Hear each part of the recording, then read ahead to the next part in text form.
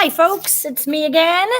I am recording just after we got a huge storm, and so I hope you guys are all safe, warm, and well.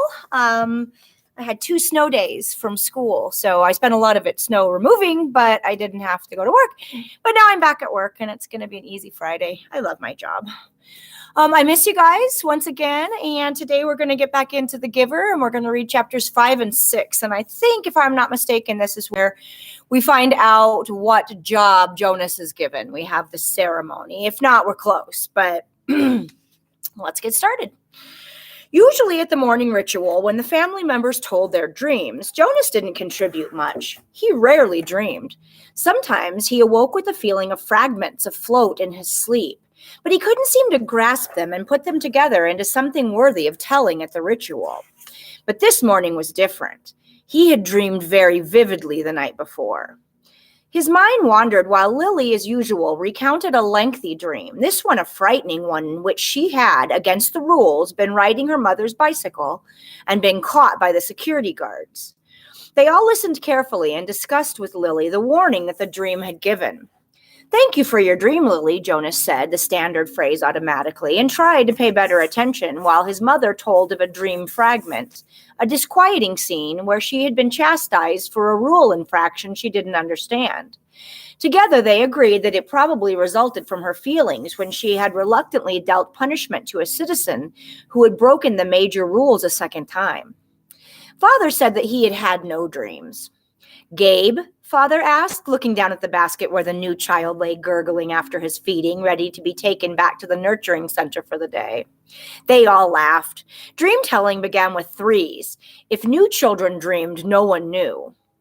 "Jonas?" Mother asked. They always asked, though they knew how rarely Jonas had a dream to tell. "I did dream last night," Jonas told them. He shifted in his chair, frowning. "Good," Father said. "Tell us." "The details aren't clear, really," Jonas explained, trying to recreate the odd dream in his mind. "I think I was in the bathing room at the House of the Old." "That's where you were yesterday," Father pointed out. Jonas nodded, but it wasn't really the same. There was a tub in the dream, but only one, and the real bathing room has rows and rows of them. But the room in the dream was warm and damp, and I had taken off my tunic but hadn't put on the smock, so my chest was bare.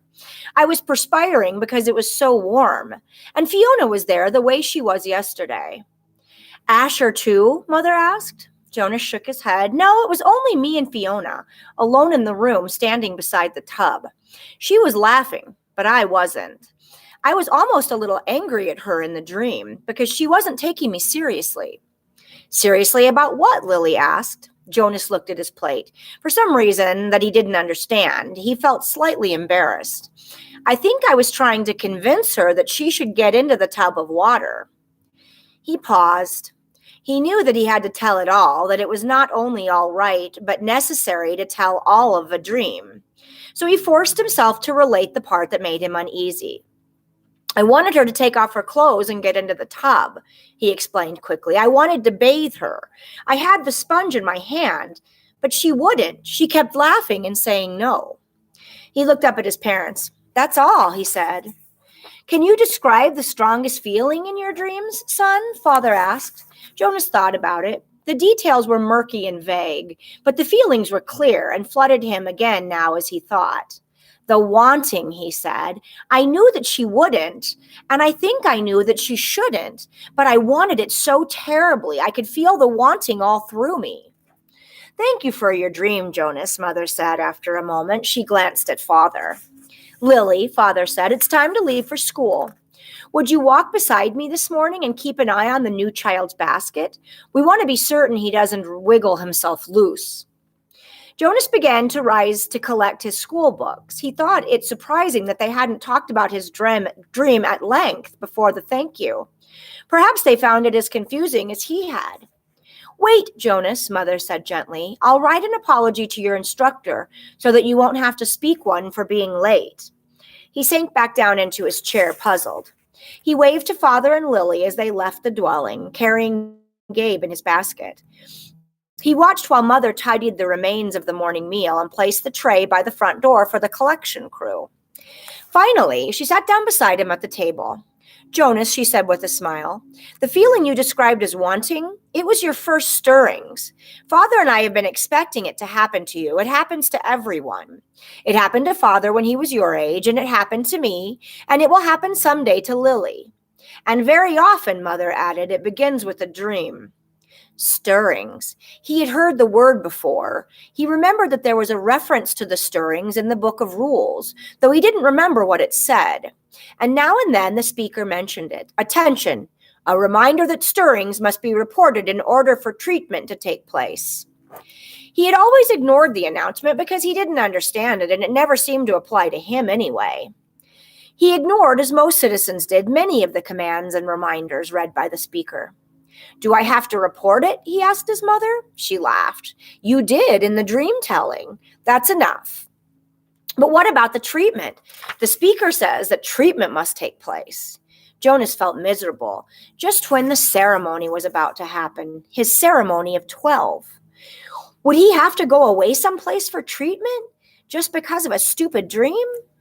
But his mother laughed again in a reassuring, affectionate way. No, she said. It's just the pills. You're ready for the pills, that's all. That's the treatment for stirrings. Jonas brightened. He knew about the pills. His parents both took them every morning. And some of his friends did, he knew. Once he had been heading off to school with Asher, both of them on their bikes, when Asher's father had called from their dwelling doorway. You forgot your pill, Asher. Asher had groaned good-naturedly, turned his bike, and ridden back while Jonas waited. So these are feelings that they're having, that people have when they mature, sexual feelings, basically. And the mom and the dad can't even have them because they want everybody to be very well regulated. So they have to take some pills to quell those feelings. Oh, it was the sort of thing one did ask a friend about because it might have fallen into that uncomfortable category of being different. Asher took a pill each morning. Jonas did not. Always better, less rude to talk about things that were the same. Now he swallowed the small pill that his mother handed him. That's all, he asked. That's all, she replied, returning the bottle to the cupboard. But you mustn't forget. I'll remind you for the first weeks, but then you must do it on your own. If you forget, the stirrings will come back. The dreams of stirrings will come back. Sometimes the dosage must be adjusted. Asher takes them, Jonas confided. His mother nodded unsurprised. Many of your group mates probably do, the males at least, and they all will soon. Females, too. How long will I have to take them? Until you enter the house of the old, she explained, all of your adult life. But it becomes routine. After a while, you won't even pay much attention to it. She looked at her watch. If you leave right now, you won't even be late for school. Hurry along. And thank you again, Jonas, she added as he went to the door, for your dream. Pedaling rapidly down the path, Jonas felt oddly proud to have joined those who took the pills. For a moment, though, he remembered the dream again. The dream had felt pleasurable. Though the feelings were confused, he thought that he had liked the feelings that his mother had called stirrings. He remembered that upon waking, he had wanted to feel the stirrings again. Then, in the same way that his dwelling slipped away behind him as he rounded a corner on his bicycle, the dream slipped away from his thoughts. Very briefly, a little guiltily, he tried to grasp it back, but the feelings had disappeared. The stirrings were gone. I guess the pill did its work pretty quickly. Pardon me. Lily, please hold still, Mother said again at the beginning of chapter 6. Lily, standing in front of her, fidgeted impatiently. I can tie them myself, she complained. I always have. I know that, Mother replied, straightening the hair ribbons on the little girl's braids. But I also know that they constantly come loose, and more often than not, they're dangling down your back by afternoon. Today, at least, we want them to be neatly tied and stay neatly tied. I don't like hair ribbons. I'm glad I only have to wear them one more year, Lily said irritably. Next year I get my bicycle too, she added more cheerfully. There are good things each year, Jonas reminded her. This year, you start your volunteer hours. And remember last year when you first became a 7, you were so happy to get your front buttoned jacket. The little girl nodded and looked down at herself, at the jacket with its row of large buttons that designated her as a 7. 4s, 5s, and 6s all wore jackets that fastened down the back, so they would have to help each other dress and would learn interdependence. The front button jacket was the first sign of independence, the first very visible symbol of growing up. The bicycle at 9 would be the powerful emblem of moving gradually out into the community, away from the protective family unit.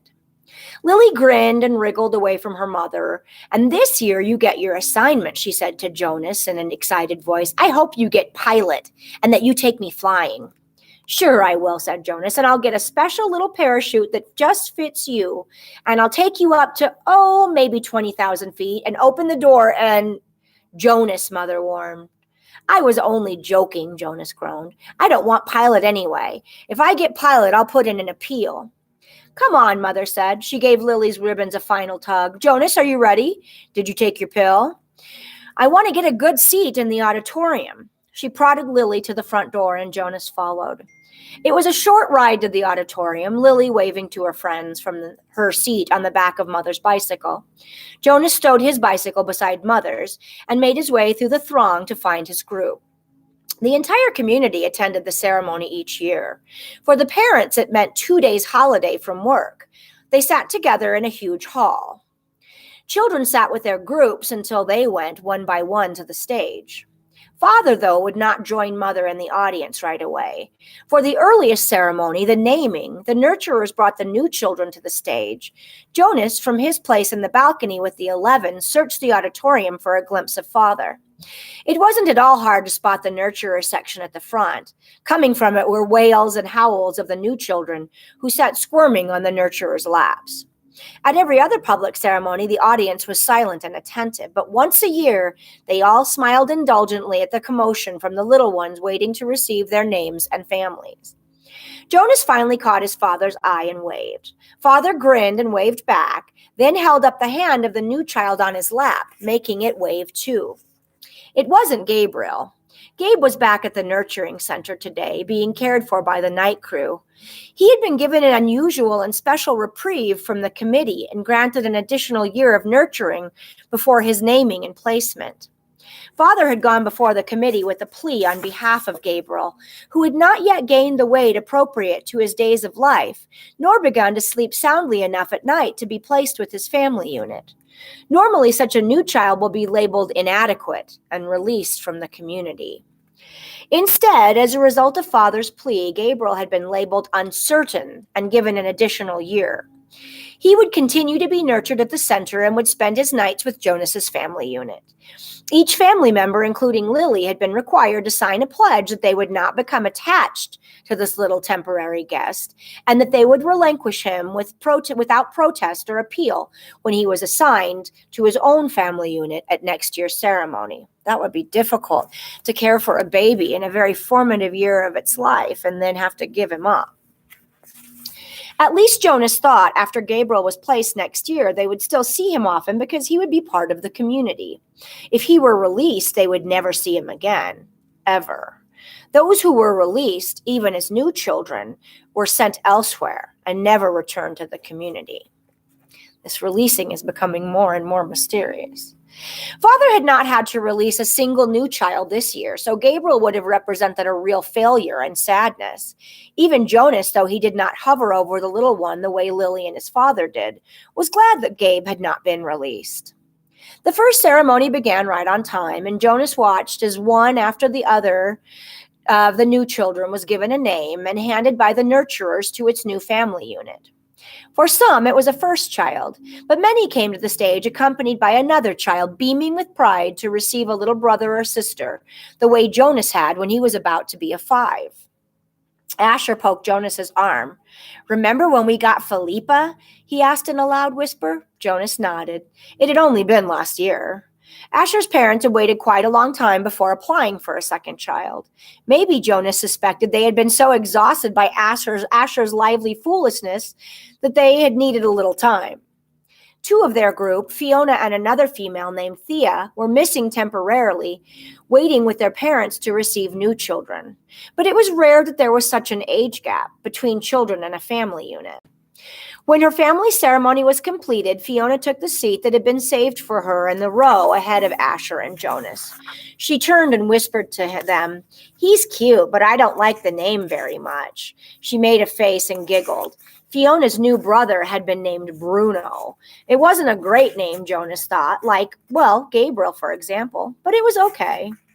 The audience applause, which was enthusiastic at each naming, rose in an exuberant swell when one parental pair, glowing with pride, took a male child and heard him named Caleb. This new Caleb was a replacement child.